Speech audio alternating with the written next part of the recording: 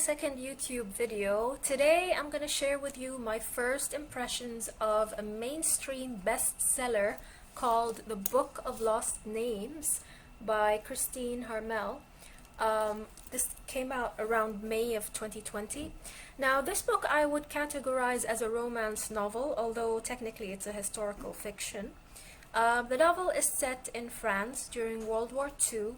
It tells the story of a Jewish girl, along with her mother, who gets separated from her father and they're forced to flee from Paris during the invasion of the Nazis, only to find a temporary home for them in a low-profile, quaint kind of village town on the southeast of France by the border of Switzerland. Now, in this town that's called Origno, they find welcoming, warm, and really generous French souls who are actually secretly fighting for the cause by sheltering the Jewish fugitives and taking care of them. Now, as a side note, the way that the daughter and mother managed to get there or escape was at the request of the father to create false identity papers and fool the French and German police into believing that they are not Jews.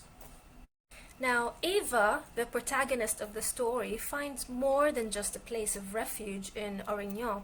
Although her mother is extremely antagonistic about it all, Eva actually finds a purpose in this town by being asked by a Catholic priest to put to use her hitherto undiscovered artistic talent to forge official documents like identity papers to help transport innocent lives of mainly children across the border to freedom, that is, Switzerland. Now, no matter how much her mom hates it because she feels she's just lost Eva and considers her act of working with Catholics as a betrayal to their religious faith, Eva feels a mounting urgency to do all that she can to help the plight of her fellow Jews. Of course, with the passage of time and the impending doom that is when the Germans will finally capture these resistant fighters, Eva forms deep and unbreakable bonds with those whom she works closely with, namely the Catholic priest, Père Clément, and a fellow forger, Remy, whom she works side by side with and obviously falls in love with eventually. Now, together, Eva and Remy utilize ingenious ways to not only mass-produce forged documents along with the stamps and every detail that makes it impeccable, but they also think of a method to document the children's real names on some random book that Eva picks up from the church library where they work, which happens to be like some 12th century religious text. And they do this by using a code called the Fibonacci sequence, and so they help preserve the identities that were then being wiped out.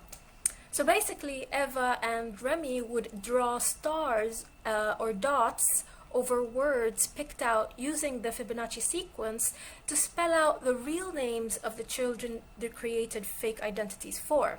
That's why the text itself gets called the Book of Lost Names, and in fact becomes a way for Remy and Eva to leave secret messages for each other, especially during such a dangerous time.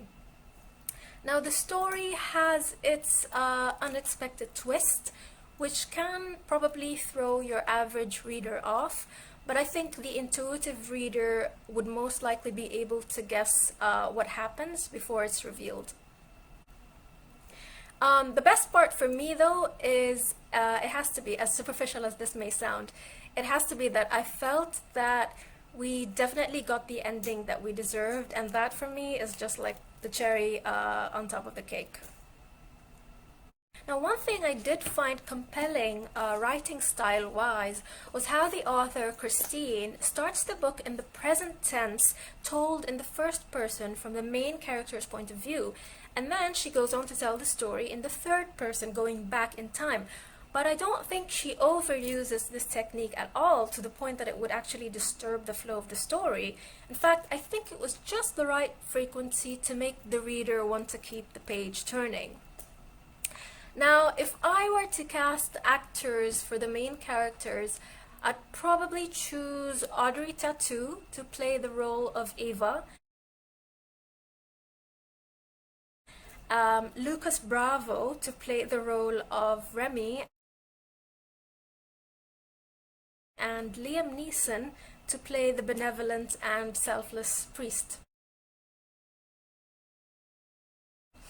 In conclusion, I think that some may find the novel more romance and less history, but in my humble opinion, although I haven't really read much of Holocaust fiction, I believe that the author pretty much achieved her goal of not only showing us a side of the war that may not have been known much, or there isn't enough awareness about, but she's also made it so entertaining and palatable for mass consumption.